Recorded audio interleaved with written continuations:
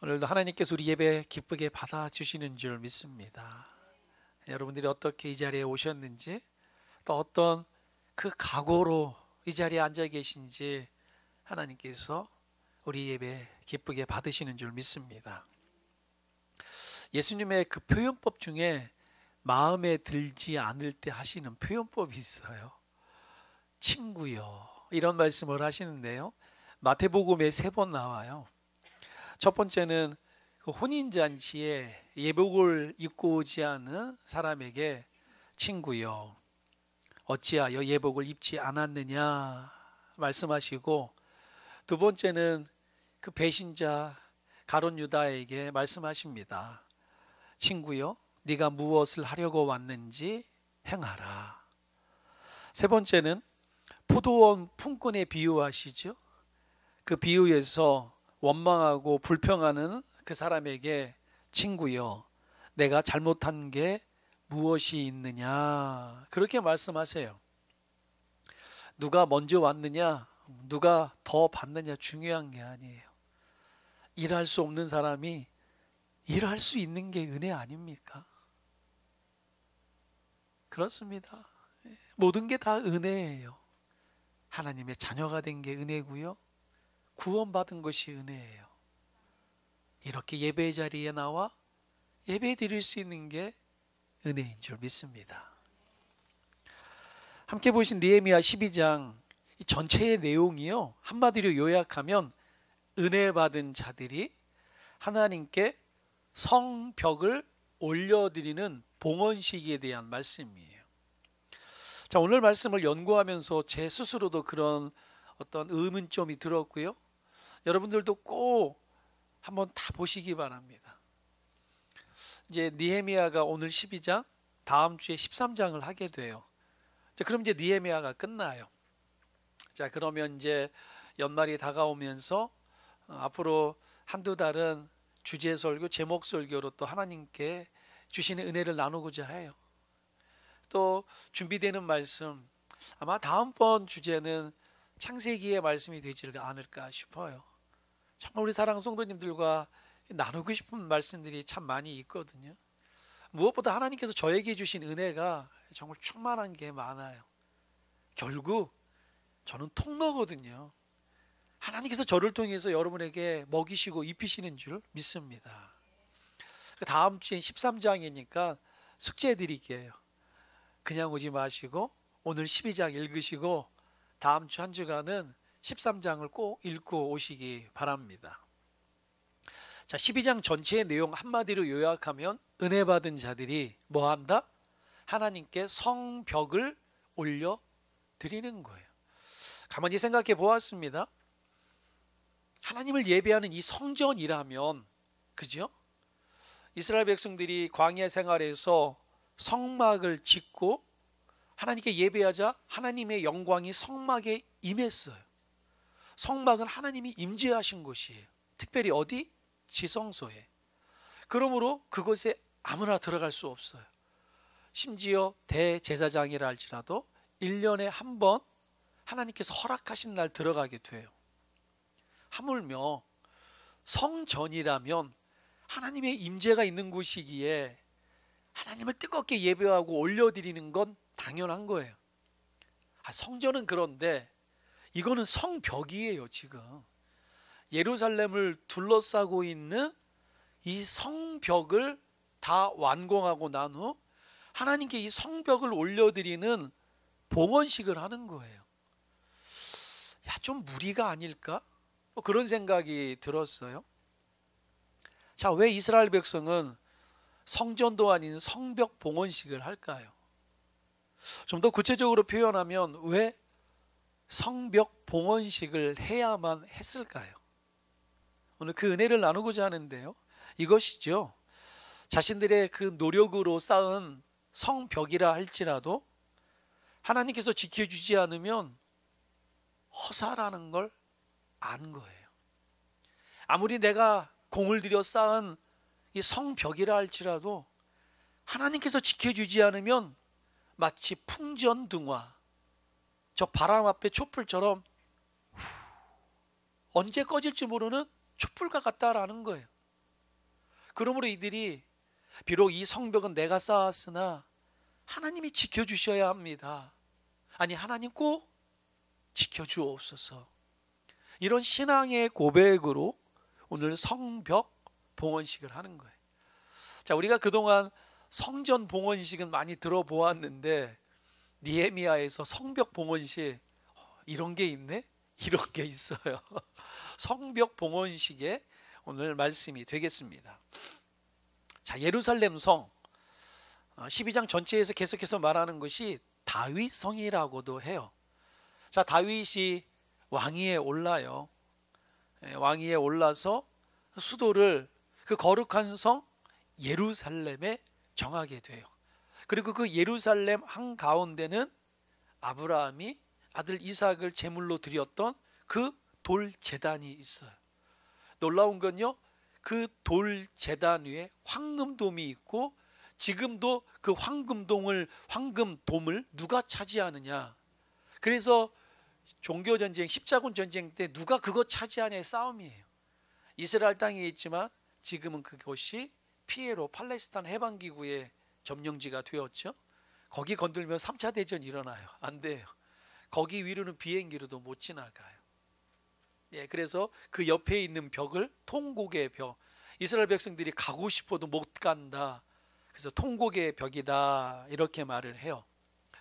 자, 예루살렘 성, 이 다윗성, 다윗이 수도를 정하고 난 후 하나님께서 이 성을 견고하게 지켜주세요. 약 400년 동안 그 누구도 이 성을 무너뜨리지 못해요. 그런데 이 예루살렘이 무너진 거예요. 예루살렘과 예루살렘 성전과 성벽이 무너진 거예요. 왜 무너졌을까요? 이스라엘 백성이 철저히 하나님을 떠났기 때문에, 하나님을 버렸기 때문에 두 주인을 섬긴 거예요. 예배당에 와서 예배를 드리며 세상에 나가선 세상의 신을 섬기는 거예요. 하나님께서 이 부패하고 타락한 이스라엘 백성에게 돌아오라, 돌아오라.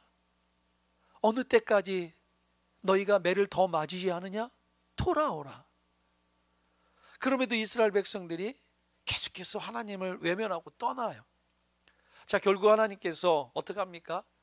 이스라엘을 솔로몬 이후에 둘로 나누시고, 그리고 먼저 북이스라엘이 무너지게 돼요. 마지막까지 남아있던 남유다도 바벨론에 무너지죠. 그리고 여러분들이 잘 아는 것처럼 바벨론 포로 70년을 하게 돼요. 하나님 너무 가슴이 아픈 거죠. 그래서 이사야 선지자를 통해 너희가 돌아오지 않으면 너희가 바벨론을 끌려가게 될 것이다. 자, 그럼에도 하나님께서 이스라엘 백성들에게 나는 너희 하나님이고 너희가 물 가운데 불 가운데 지날 때에도 내가 너를 버리지 아니하리라. 내가 너를 지키리라. 반드시 돌아오게 하리라. 150년 후에 있을 바벨론에서 귀환까지 하나님께서 이사야 선지자를 통해 말씀하십니다. 자, 지금 이 부분은 우리가 새벽 예배 때 나누는 부분이고요. 결코 무너지지 않을 것 같은 예루살렘이 무너진 거예요. 성벽이 돌 하나에 돌 하나 남지 않고 무너진 거예요. 자, 그러므로 이제 이들이 예루살렘 성벽을 다시 쌓았잖아요. 그죠? 무려 150년 동안 그 누구도 하지 못했던 일을 느헤미야의 동역자들이 52일 만에 한 거예요. 결코 이 일을 혼자 할 수 없었어요. 하나님께서는 정말 말씀과 기도로 준비된 느헤미야에게 임하셨어요. 느헤미야라고 듣게 하셨어요. 보게 하셨어요. 그리고 그 비전이 이제 실현이 되는 거예요. 그때 하나님께서 이방 사람, 이방의 왕을 통해서 모든 물품을 지원해 주고 예루살렘에 왔습니다. 혼자 할 수 있어요? 아니에요. 같은 말, 같은 뜻, 같은 비전으로 예레미야의 동역자들을 붙여주는 거예요. 그래서 그 동역자들과 함께 제일 먼저 어디를 세워요? 양의 문, 쉽게이트로 불리는 양의 문을 먼저 세워요. 왜 양의 문을 먼저 세웠다고요? 양이 들어가고 나가는 문. 이 말은 예배예요, 예배. 백성들이 양을 가지고 와 하나님께 예배드리는 문, 그런데 그 문이 무너졌다라는 거예요. 예배가 무너졌다라는 거예요. 그래서 느헤미야와 그의 동역자들, 그의 제사장들은 제일 먼저 크고 편하고 좋은 문은 뒤로 하고 어렵고 힘든 양의 문부터 재건하였다라고 말씀을 드렸죠. 자, 이렇게 하나님의 은혜로 무너졌던 예루살렘 성벽을 아름답게 크고 화려하게 만들게 됩니다. 자, 그러면서 이들이 고백하는 거예요. 하나님, 아무리 크고 화려한 성이라 할지라도, 아무리 다윗성이라 할지라도 하나님이 지켜주지 않으면 무너지는 걸 우리가 알았습니다. 하나님, 이제 우리는 하나님을 떠나지 않겠습니다. 하나님, 내 힘으로 살지 않고 하나님 은혜로 살겠습니다. 이 성을 지켜 주옵소서. 그러한 고백이 있는 줄 믿습니다. 더불어서 한 걸음 더 나아가 비록 자신들의 힘으로 쌓았지만 이 성의 주인은 하나님이십니다. 나의 주인은 하나님이십니다 라고 고백하고 있는 거예요. 하나님께서 지켜주셔야 그 성이 견고하게 세워지는 줄 믿습니다. 한 인생도 마찬가지고요, 한 나라도 마찬가지예요.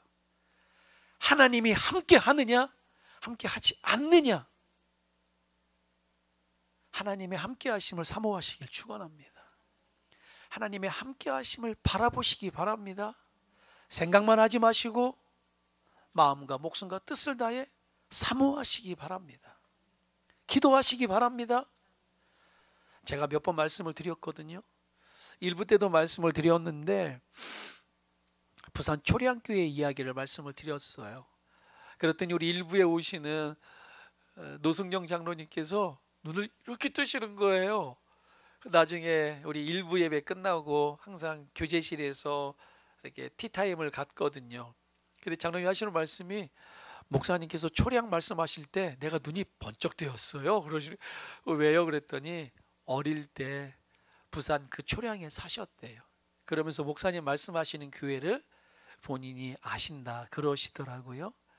그러면서 나로 하여금 옛날로 돌아갈 수 있는 은혜를 주셔서 감사하다, 또 그렇게 이야기를 나누었는데, 우리 김동원 집사님도 부산, 나중에 한번 부산 초량교회 꼭 가보시기 바랍니다. 이 초량교회가 왜 그러냐면, 옛날에 아버지 부시 대통령이 에이펙 정상 때 부산을 와요. 크리스찬 집안이잖아요. 그래서 그때 초미의 관심사가 아버지 부시 대통령이 어디서 예배 드릴까? 저도 그렇게 생각했어요. 부산에서 제일 크고 화려한 부산 수영로 교회에서 드릴 것으로 알았어요. 그런데 주일날 아버지 부시 대통령이 초량교회에서 예배를 드린 거예요. 궁금해서 찾아봤죠. 물어봤죠. 왜 초량교회입니까? 그랬더니 그 교회가 선교사님들이 세운 100년이 넘는 교회고요, 정말 은혜가 있는 교회였어요. 6.25 동란 때 북군이 쳐들어와 남한이 다 먹히잖아요. 어디만 남아요? 부산만 남아요. 이제 낙동강 이남으로 마지막 보류예요. 그때 이승만 대통령과 많은 사람이 부산으로 오게 돼요. 그러면서 우리 인순자 권사님도 그러시는 거예요. 자기가 그때 6살, 7살 때인데 다 기억이 난대요.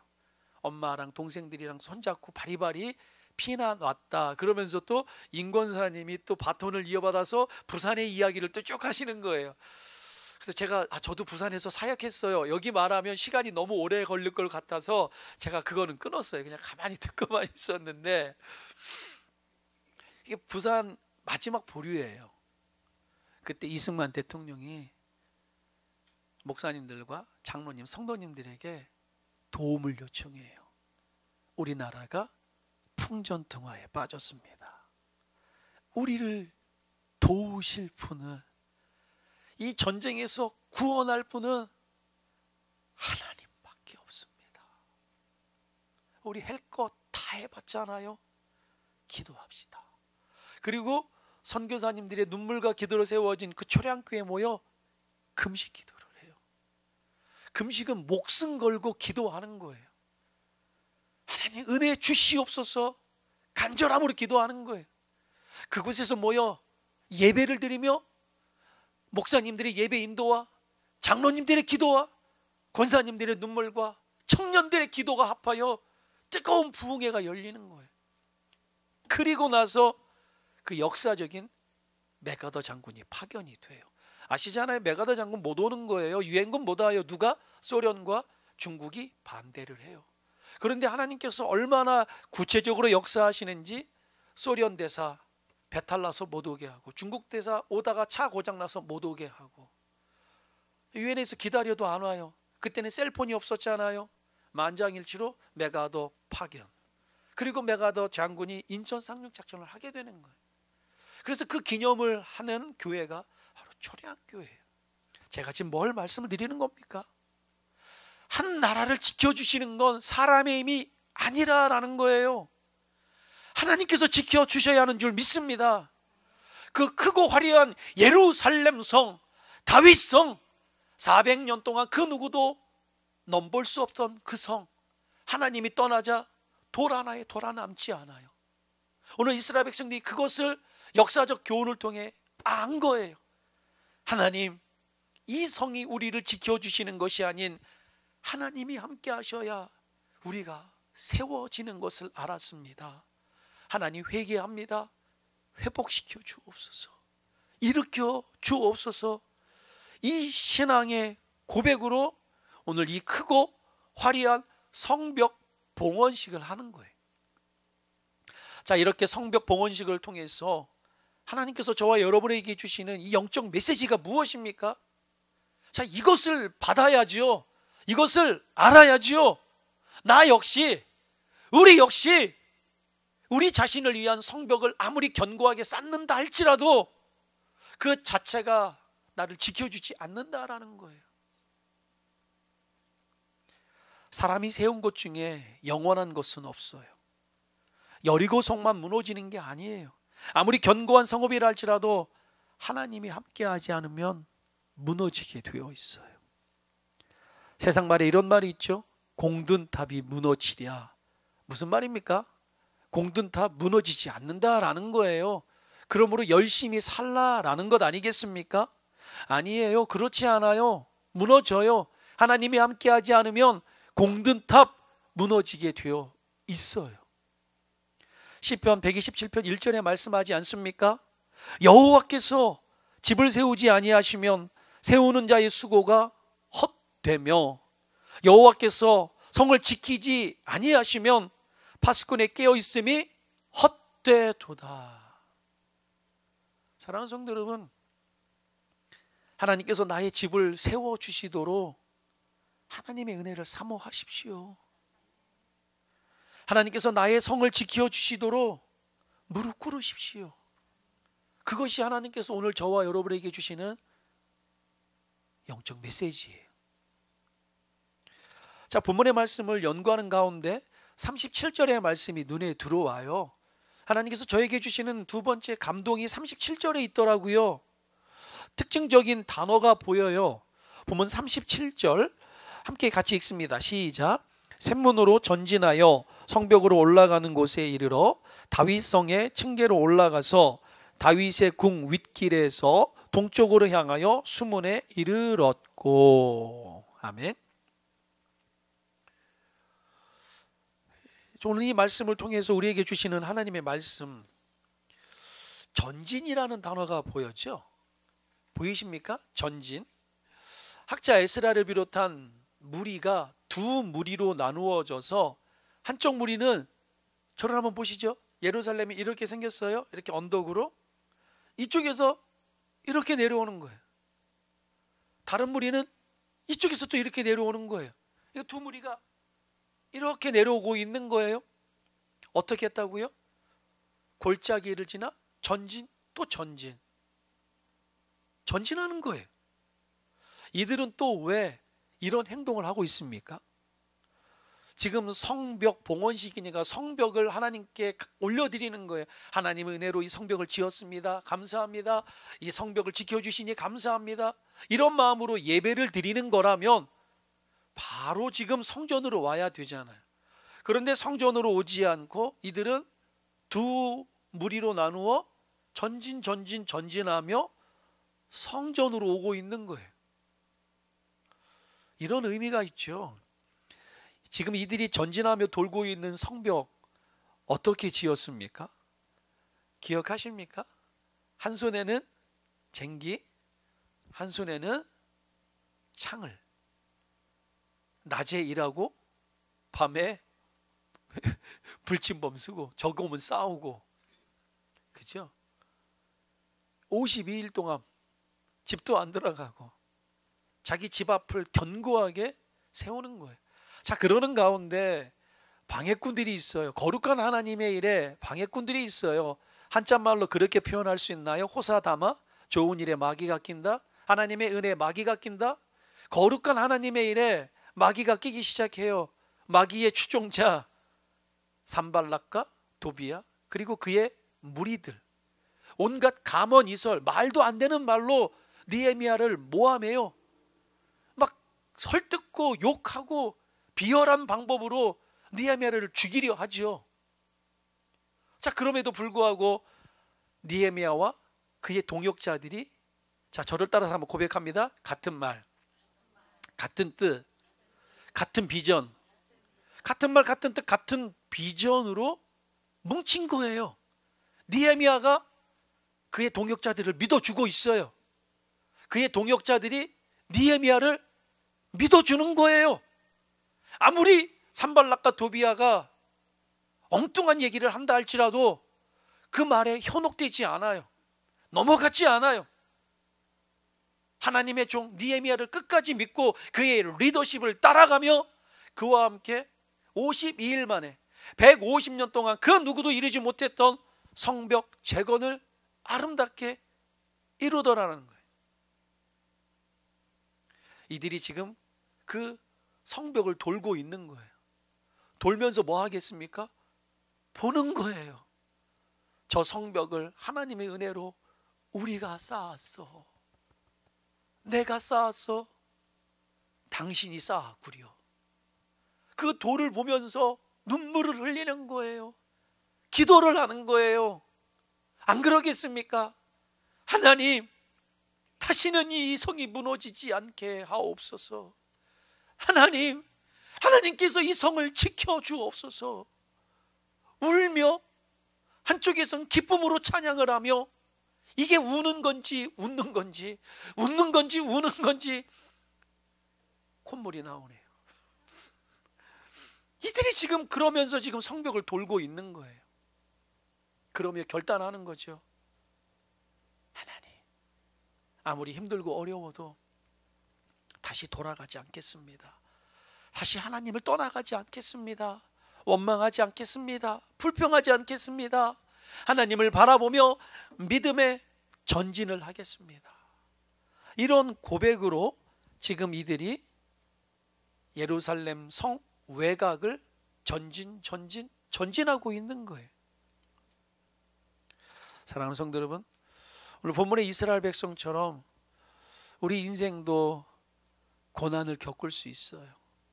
이스라엘 백성들이 뭐 고난을 겪고 싶어서 겪겠습니까? 어려움을 겪고 고통이 찾아와요. 그런데 그때 바로 이때 하나님께서 인정하시는 살아있는 믿음이 보여지는 거예요. 밤하늘에 어둠이 깊으면 깊을수록 작은 별은 더 빛나게 되어 있어요.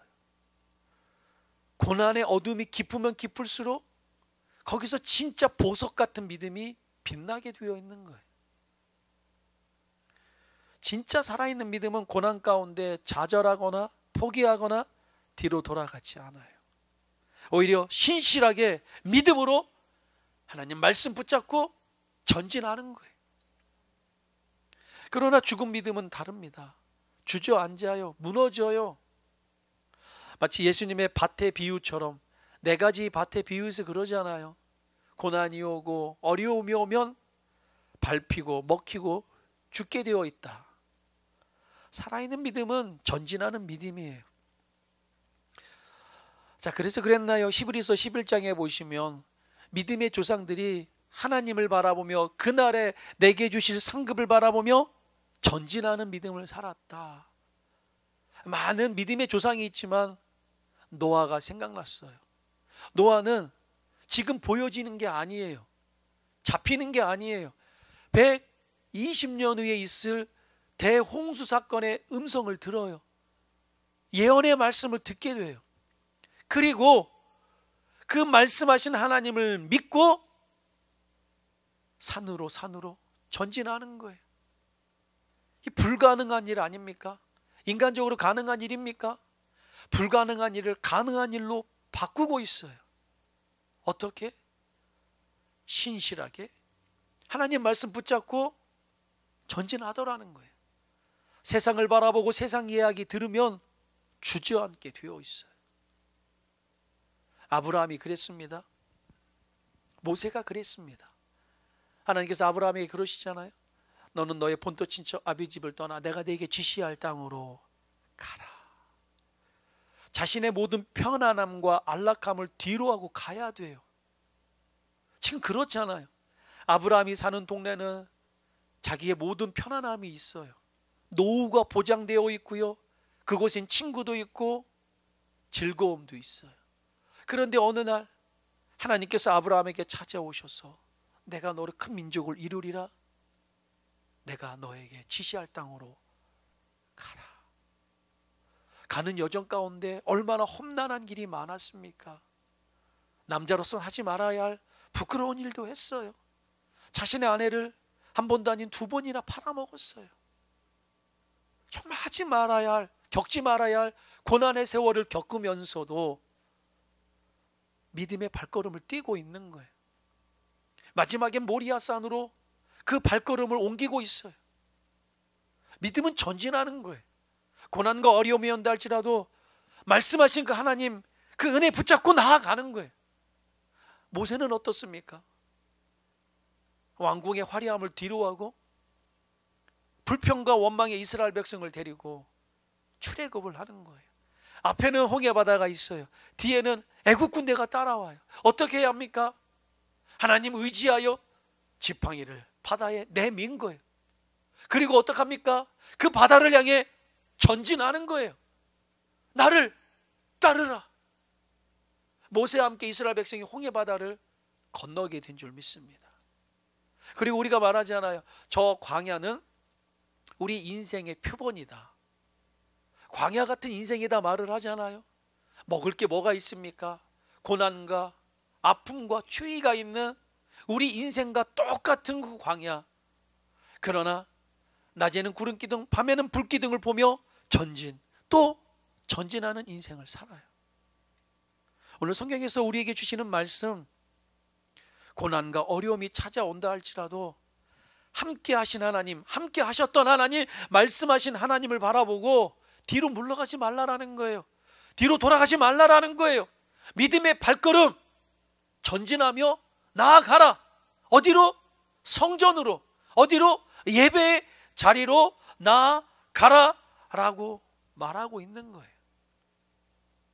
고린도전서 15장 58절에 바울은 우리에게 이렇게 격려를 해요. 그러므로 내 사랑하는 형제들아, 견실하며 흔들리지 말고 항상 주의 일에 더욱 힘쓰는 자들이 되라. 이는 너희 수고가 주 안에서 헛되지 않은 줄 알미라. 자, 이들이 전진하며 도착한 곳 성전에 도착해요. 40절 말씀 같이 볼까요?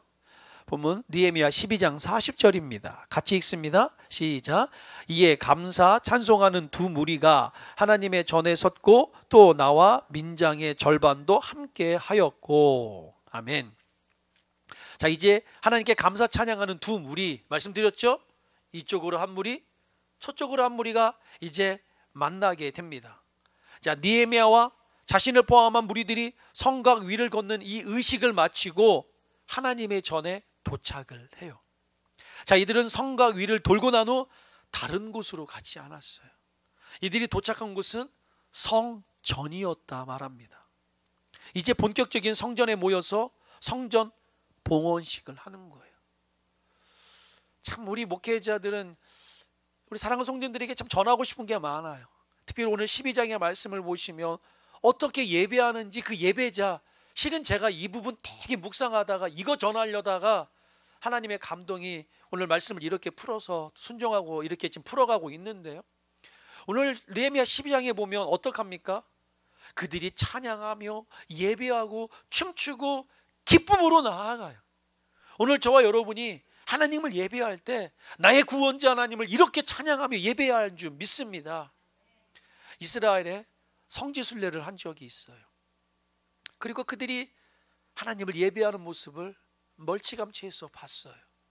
또 예루살렘에 도착한 그날은 에티오피아에서 온 그 순례자들과 함께 호텔에서 예배를 드리는 거예요. 뭐 언어가 통합니까? 그런데 영이 통하니까 그곳에서 뜨겁게 예배를 드리는데 그날의 예배를 잊지 못하겠어요. 속옷추며 춤추며 할렐루야 할렐루야 할렐루야 외치며 1시간 2시간의 예배를 드리는데 모든 피로가 가시는 거예요. 모든 회복이 있더라는 거죠. 시편에서 말씀하십니다. 너희 만민들아 손바닥을 치며 주 여호와를 찬양하라. 속옷추며 춤추며 퉁악을 울리며 주님을 찬양하라 말을 해요.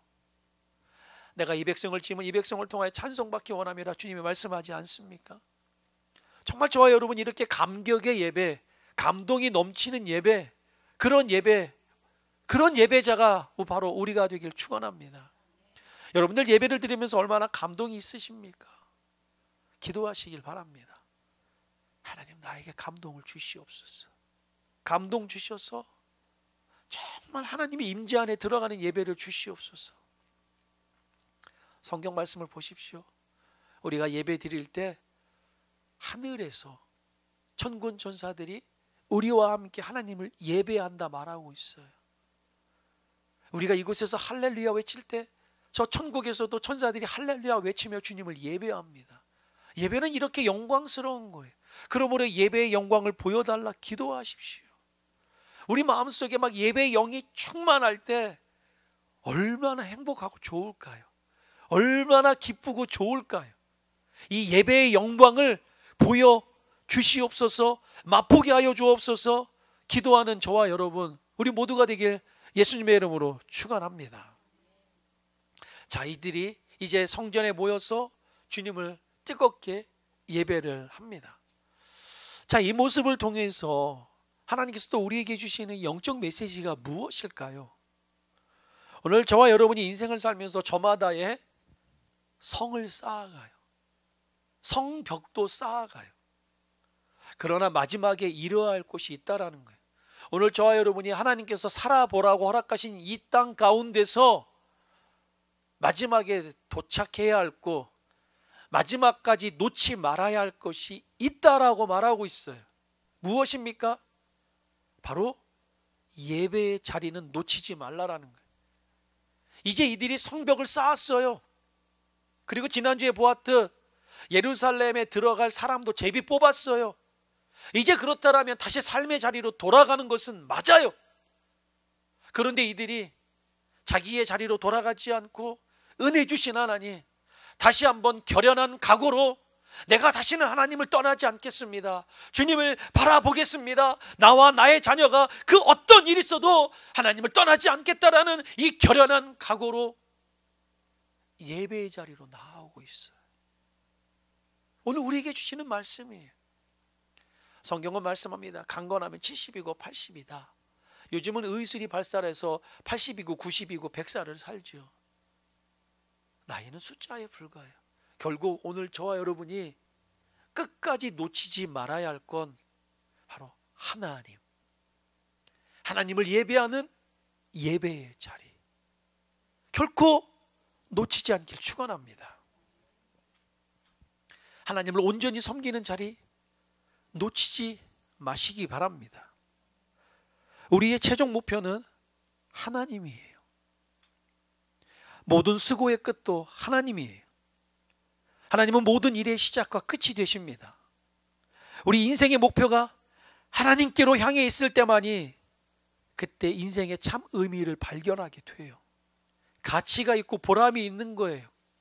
세상이 줄 수 없는, 세상이 알 수 없는 하늘의 기쁨, 하늘의 행복을 맛보게 되는 거예요. 인생이 왜 허무하십니까? 왜 하나님을 모르는 사람들이 허무한 인생을 살아갑니까? 하나님을 모르기 때문에 그래요. 아무리 위대하고 크고 화려하게 성을 쌓아 보십시오. 쌓으면 쌓을수록 불안해요. 쌓아놓고도 불행해요. 하나님을 찾으시기 바랍니다. 하나님을 놓치지 마시기 바랍니다. 하나님의 영광을 먼저 구하십시오. 허무하지 않아요. 세상에 감당할 수도, 세상에 줄 수도 없는 참 행복과 평안을 하나님이 주시는 줄 믿습니다. 사랑하는 성도 여러분, 오늘 본문 말씀을 좀 깊이 있게 보시기 바랍니다. 이스라엘 백성이 어디서 행복을 느끼고 있습니까? 그들이 성벽을 쌓을 때 행복을 느꼈어요? 아니요. 그때는 긴장감으로 일을 해요. 그들이 자기의 어떤 성과 성읍을 쌓을 때 행복했습니까? 아니요. 이들이 말씀 받을 때 느헤미야 8장, 9장, 10장에서 봤잖아요. 이들이 하나님 말씀을 들을 때 한쪽에서는 울고 한쪽에서는 웃고, 그래서 느헤미야와 제사장들이 뭐라 말합니까? 우는 자들에게 오늘은 주의 성일이다. 울지 마라. 고기 먹어라. 맛있는 거 먹어라. 없는 자에겐 같이 나누어 주어라. 하나님의 좋은 날 왜 우냐? 힘을 내라라고 말을 하죠. 이들이 결국 어디서 힘을 얻고 어디서 행복을 얻는 거예요? 말씀 받을 때, 말씀 들을 때, 예배 자리로 나왔더니 세상에 감당할 수도, 결코 세상에 줄 수도 없는 행복을 맛보더라는 거예요. 오늘도 똑같은 말씀 아닙니까? 이들이 이 성곽을 돌며 성전에 모이는 거예요. 모여서 춤추며 찬양하는데 마음이 너무 뜨거운 거예요. 너무 좋은 거예요. 여기가 천국이구나. 이게 진짜 행복이구나. 행복을 경험하게 된 줄 믿습니다. 마태복음 6장 20절에 말씀하세요. 오직 너희를 위하여 보물을 하늘에 쌓아두라. 거기는 좀이나 동록이 해하지 못하며 도둑이 구멍을 뚫지도 못하고 도둑질도 못하느니라. 우리가 하나님 바라보며 하나님을 예배하며 나갈 때 하나님이 우리를 향한 이 행복의 보물을 우리에게 주실 줄 믿습니다. 사랑하는 성도 여러분, 오늘 우리에게 주신 말씀을 마음에 깊이 새기시기를 바랍니다. 영원한 것은 없어요. 아무리 견고한 성읍이라 할지라도 하나님이 함께하지 않으면 무너지게 되어 있어요. 하나님께서 나의 집을 세워주시도록 겸손히 은혜를 구하시기를 바랍니다. 사랑하는 성도 여러분, 인생을 살면서 수많은 어려움과 고난을 겪을 수 있어요. 그러나 이것 한 가지만은 꼭 기억하시기 바랍니다. 하나님은 나를 나보다 더 사랑하시며 하나님은 결코 나를 떠나지 않으시는 분이십니다. 이 하나님의 놀랍고 크신 사랑, 그 하나님의 사랑을 바라보며 믿음에 전진하는 저와 여러분이 되시길 축원합니다. 사랑하는 성도 여러분, 우리의 최종 목표는 하나님이에요. 우리의 최종 목표가 하나님으로 향해 있을 때 거기서 진짜 행복을 경험하게 돼요. 오늘 저와 여러분이 사나 죽으나 오직 하나님 한 분만 바라보고 하나님 한 분만 예배하고 하나님 한 분만 온전히 섬기는 이 은혜 달라고 저와 여러분이 다시 한번 기도하길 축원합니다. 오늘 설교 제목처럼 세상에 줄 수도 세상에 알 수도 없는 행복을 하나님이 우리에게 주실 줄 믿습니다. 이제 우리 선포된 말씀 붙잡고 또 기도하며 나가길 원하는데요, 나 같은 죄인 살리신 이 하나님의 은혜가 얼마나 크고 놀랍습니까? 우리가 하나님 앞에 잘한 게 뭐가 있어요? 늘 생각하는 것마다 악하고 행하는 것마다 하나님 마음을 아프게 하고 잘못했습니다, 회개합니다 말하고 다시 또 같은 반복적인 죄를 짓고 오늘 예배 시간에는 나도 하나님 잘 믿어버리라 결단하였지만 저 문을 열고 나갈 때는 또 세상에 빠져서 세상 고민에 빠져 하나님을 잊어버리고 살았던 우리는 하루에도 수없이 원망하고 불평하고 시기하고 질투하고, 그럼에도 불구하고 하나님이 나를 나보다 더 사랑하시며 나를 구원하기에 아들 예수님을 보내주셨어요. 내가 지금껏 살아온 것 하나님의 은혜예요. 앞으로 살아가야 할 일 하나님의 은혜로 살아가는 거예요. 이 시간 함께 우리 믿음으로 고백하길 원합니다. 나 같은 죄인 살리시고 은혜 주신 하나님 감사합니다. 앞으로 더욱더 주님을 찬양하며 주님만 바라보고 전진하는 믿음으로 나아가겠습니다. 하나님 나와 함께하여 주옵소서.